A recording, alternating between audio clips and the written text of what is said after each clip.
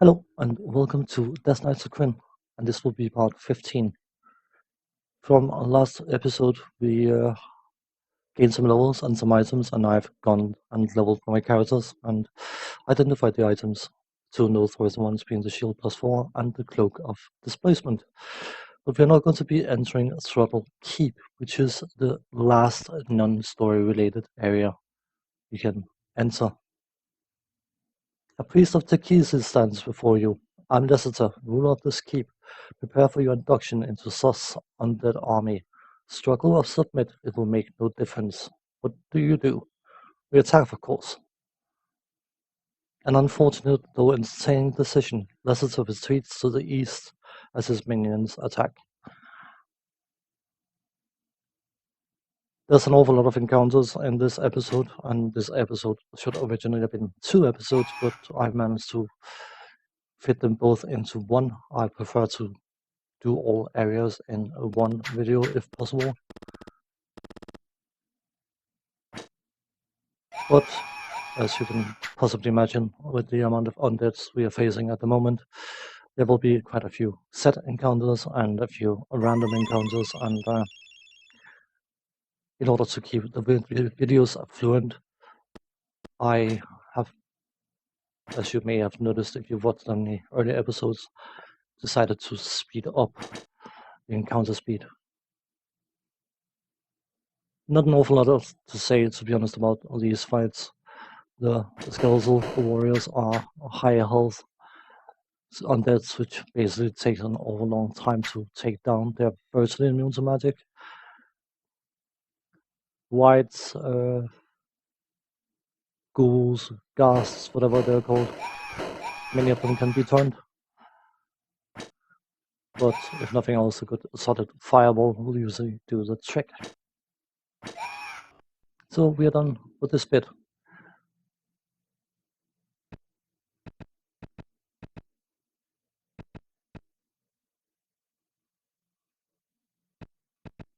You see a dilapidated stable, warrior skeletons and nightmares emerge. Yet another set encounter.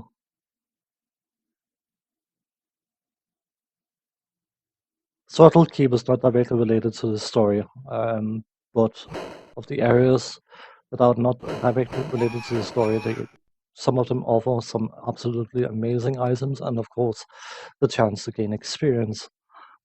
And while it's most likely, well, it is like possible, I've done it before myself, to just blast through this story part of Death Knights of Krynn with a certain amount of success. Getting the extra experience and some of the very nice items you can find is definitely worth doing. And of course, the fact that we are fighting evil. There is one story-related area, non-story-related area that I cannot do in this playthrough, and that is because I don't have a knight. There's one secret hidden area in the game which can only be accessed by having a knight in the party.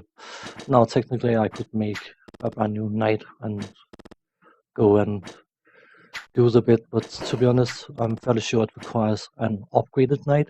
So a default knight is not good enough. You have to class change to a higher rank of knight to qualify for that area.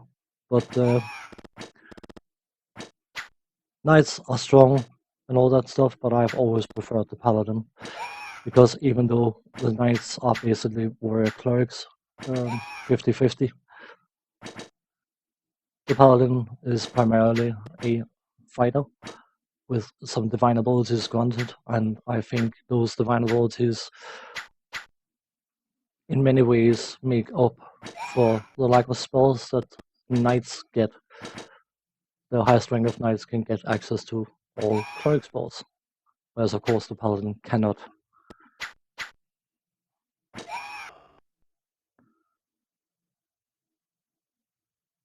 No one leveled? What a shame. Onwards. We have a specific mission in this keep, by the way, but that will become obvious later in the video.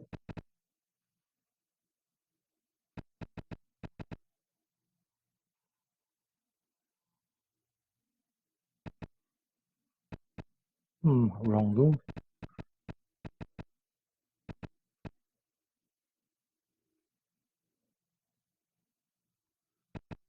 The guard of the inner sanctum attack, guards even.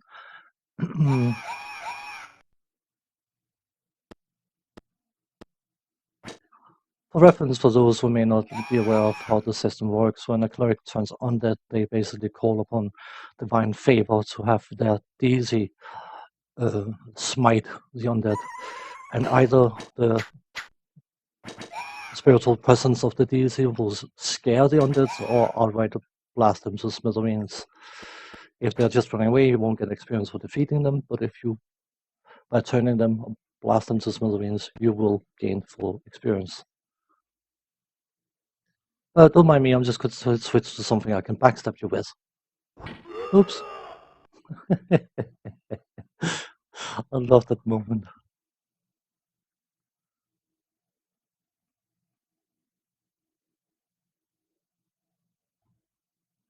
No, I don't want to go and pick up that crap. You discover untold riches. There's quite a bit of experience. And what did we find? A lot of money. Something that you'll find very early on in this game is you don't want to just randomly share the treasure, because steel pieces are heavy, as you may or may not have gathered. Onwards, you have alerted the guards. This is a random encounter, so that should be played at the triple speed. In the editing, as you can tell, the difference is quite funky. I actually quite like the way the combat sounds. Of course, skeletons being resistant to slashing and piercing weapons, that is why we pack mazes for our main characters, so they can do maximum damage against the skeletons, which of course happens to be, as I've mentioned, they're basically the meat shields of this game, even though they don't really have that much meat on them. Other Dungeons & Dragons game would have high-level fighters, and this game does have high-level fighters, but predominantly it will be the skeleton warrior. It's just a question of whacking them down one hit at a time.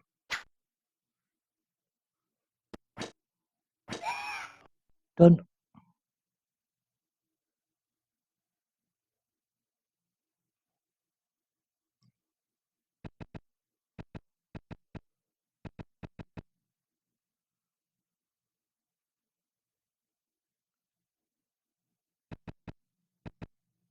A knight's body lies crumpled here in a pool of holy water. His last act was to sanctify his body from the touch of evil. Of course, the main concept in this game being that Thoth is raising champions as undead, and by sanctifying his body, he prevented that from happening. The door is heavily barred, a sigil signifying danger is burned into its center. That's because we are facing the entrance at the moment. This is the message we would have gotten if we came from the other side, but we deviated from going straight ahead. Lassiter's guard covers his retreat. Another encounter. These zombie minotaurs can most likely be turned, but they are easily killed, and as I mentioned, if you turn on them and don't destroy them, you are getting 0 experience for defeating them. So those who are easily defeated otherwise and doesn't pose much of a danger, I tend to blast them instead with fireballs. May as well get the experience for defeating them. Whites, gas, ghouls, and whatever else they're called, they have naughty abilities like level 3 and paralyze and all sorts of things.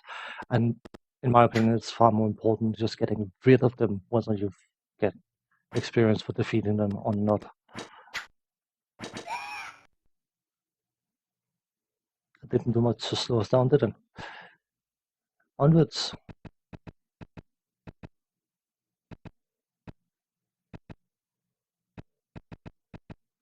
Monsters ambush you.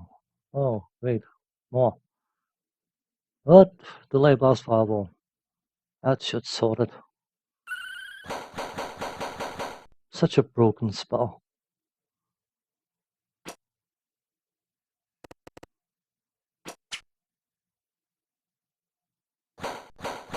I could, of course, cut out these encounters completely, but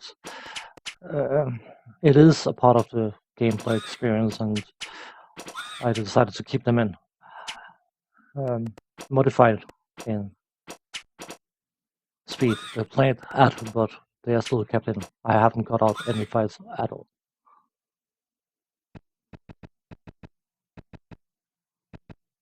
On the dragons ambush you. How does that work out? How can a dragon? Can you imagine this huge lumbering creature? Sneaky, sneaky, sneaky. Don't let them hear us. They haven't seen us. We're about the size of a building, but they haven't seen us. Yeah. Okay. Whatever. It's a game mechanic. I'll bow to it.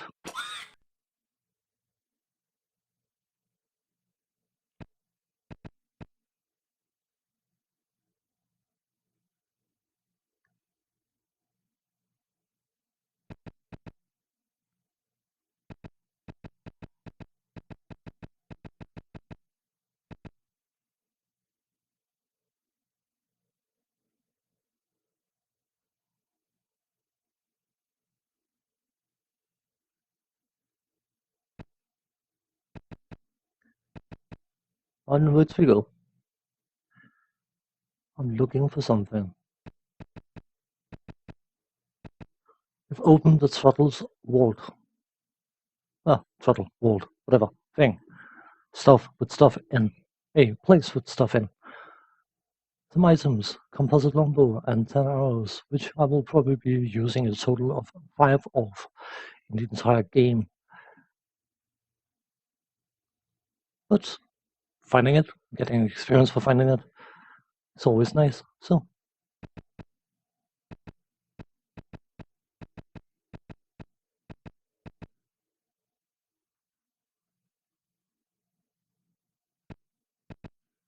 the walls are eerie black. Black canvas shields the western archway. Charging monsters tears outside even the canvas. Another encounter. Hooray!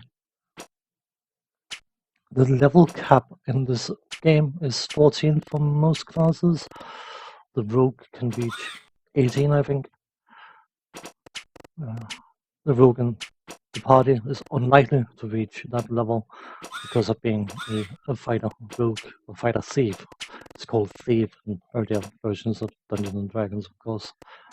And of course, that means once he's capped his fighter levels and cannot gain any more fighter levels, he will still have to pay the experience for the 2 classes. So all his experience is effectively cut in half. But it's not so important for the thief levels.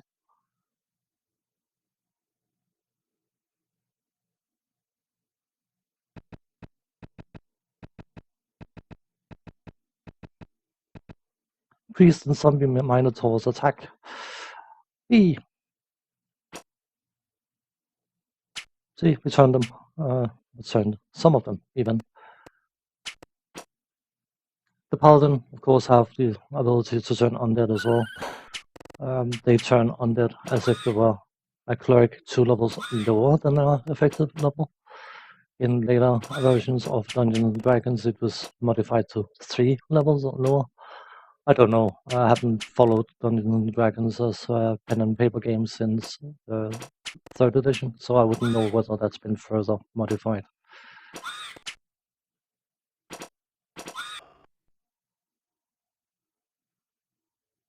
The treasure we find from these encounters is usually just the equipment that the enemies are using, and most of it is garbage. It isn't, but compared to what we're already using. A crude carving on this door reads Beast Master. A priest stands before you. Lesser told me to expect you. He smiles grimly. I will try not to damage your bodies too severely. I will try not to burn your hair too severely either. Yes, we have the ability to turn, but I'm not going to risk these guys being allowed to act. So if my casters can get off their fireballs first, then the fireball it is. Oh, he died.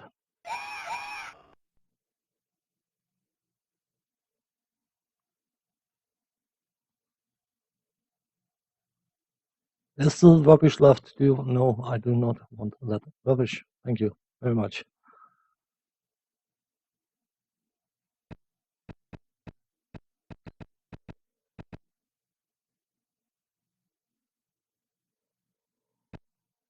We are still looking for stuff. You see signs of new construction. Intriguing. Dead bodies litter this intersection. The bodies rise. A priest steps forth. You are formidable opponents. Still we are without number and you have no hope. I have fireballs. By the way, I don't know if anyone's paying particular attention. If the health of my characters seem to suddenly change because they've been healed, things like that. I mentioned in a very early episode that all character management, unless I deem that it is useful to show it, will be edited out. Seeing me saving the game, investing the characters and memorizing spells and things like that is not extremely important for the flow of the videos. Just assume that if the health of the characters suddenly changes from not looking good to suddenly looking half decent, it is because I've been resting and perhaps even had the chance to rememorize spells. So that is what has happened. No cheesy thing going on.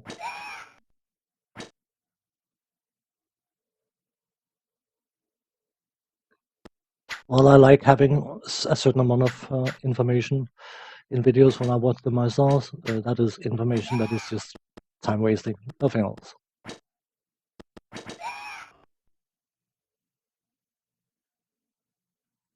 We got a serious amount of treasure. I was about to say experience, but of course you also get experience for treasure value, so that could be deceptive.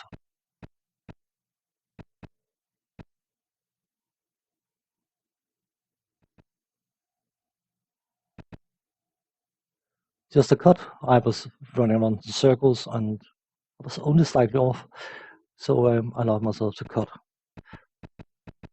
Saved about 4 minutes of running around in circles. If a mysterious glyph is carved in the wall, you cannot decipher it. It may require a dwarf in your party or Kender, but I don't have either. My half-elf cannot read it, so. A woman jumps out, brandishing a staff. She peeks at you suspiciously. You do not have the look of sus minions. I'm Sarah, priestess of Mishakal. You must help me recover my companion, Sir Michael. Even. Is that how it's said, Mishakal? Well, it is now. We were ambushed and I was badly wounded. Sir Michael led them away to the north. I was then able to heal myself. She joined your ranks. Let's be going. She joins our ranks, but not as a combat unit.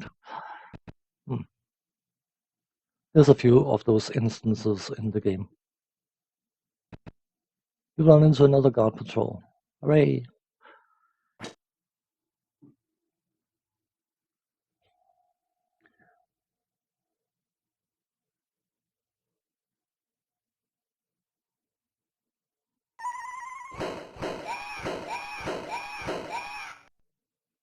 That was some of them. See, those undeads were destroyed, so we get full experience for defeating them. So.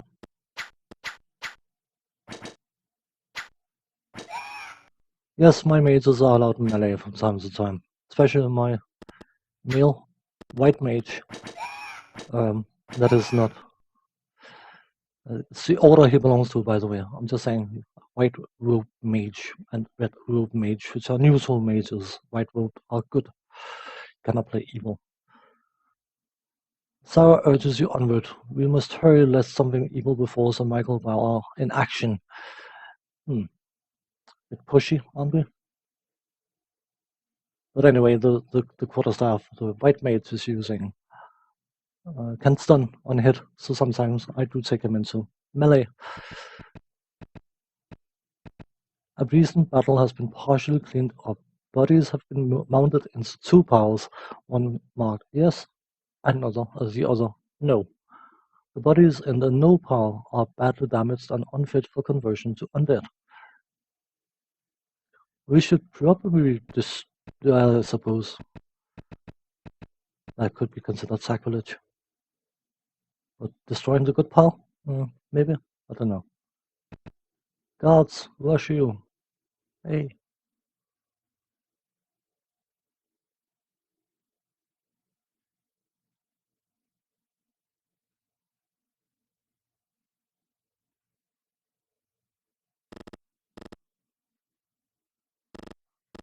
No reason to prolong that fight any more than absolutely necessary. Once you start getting a decent amount of skeleton warriors even, it's much better just to get the extras out of the way.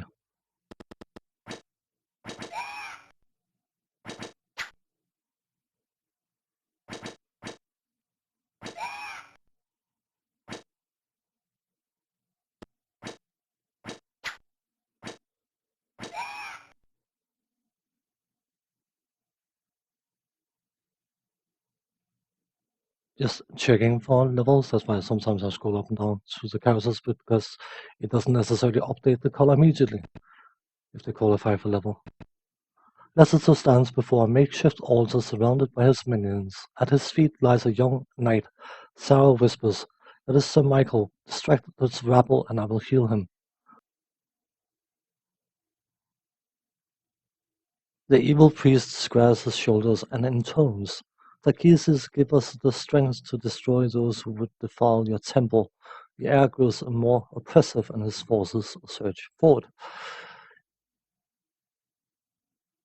More fights. This is the fight against the baddies, so be kept at a normal speed.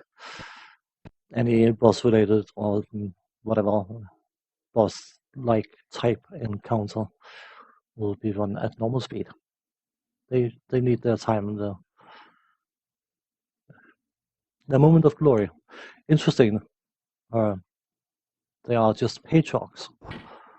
The Leicesters I did not named, which I find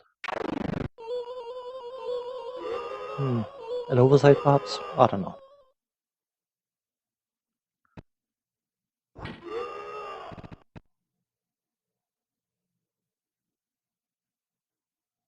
So you get to see in all its glory how long it can take to take down a skeleton thingy warrior. The Skell warrior, apparently.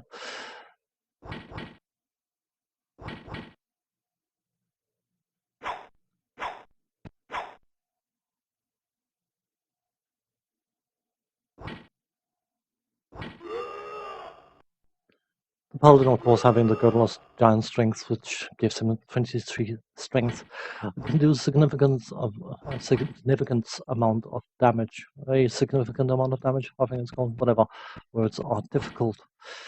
It is an item that is definitely almost begging to be copied, but I do not do those kind of naughties. I use the equipment the game offers me, but I will not make copies of it, even though it's relatively simple to do. In the confusion, Sarah reaches the knight, ignoring the cuts and scrapes she received in the swirling melee. She begins a quiet chant. In a moment, Sir Michael stirs again, now unwounded. His eyes open, he lifts himself on one elbow. His eyes show concern. "Are you all right, Sarah?" She smiles and nods. She turns to you. "Thank you for your aid. We can now do what we came here for. We will fortify this keep against evil. You will always be welcome here. May all your journeys be safe." Well, spoiler, they won't. We are looking for unsafe adventures, journeys, even.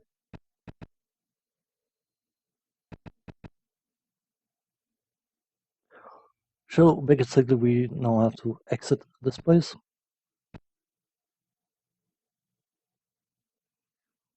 And I fumble around a bit. There's one thing I have learned from doing recording for quite a while is that when you play a game, you just play it, you don't even think about it. But then suddenly, when you start doing recordings, you, at least I do, tend to become extremely conscious about things, and suddenly start fooling around because I don't know.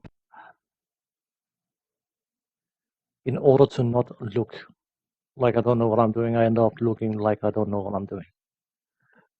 Interesting. Cool, find this trap. The door's trapped. What do you do? Cool, disarm the trap. You are ambushed by priests shouting, "Kill the infidels!" At least a bunch of priests. Let's use a good old classic hold person. Of course, against casters, they have a high chance to resist them, so they are better used against dumb fighters. I'm not saying that in a disrespectful manner. Fighters just cannot usually afford to have high scores in non-combat abilities or statistics, if you want. So running around with a fighter with 17 wisdom is not exactly common. Unless, of course, it's a paladin, which has to have a certain amount of wisdom in order to cast spells. That guy tried to cast Slay Living, which we thankfully resisted. It will either do 1 to 4 points of damage, 2 to 6, 2 to 8 points of damage, or it will kill you outright. So, naughty, naughty.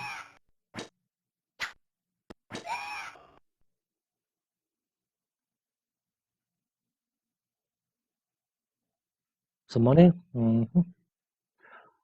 Items, now we have to look for any special items. There's a wand. It might be worth getting.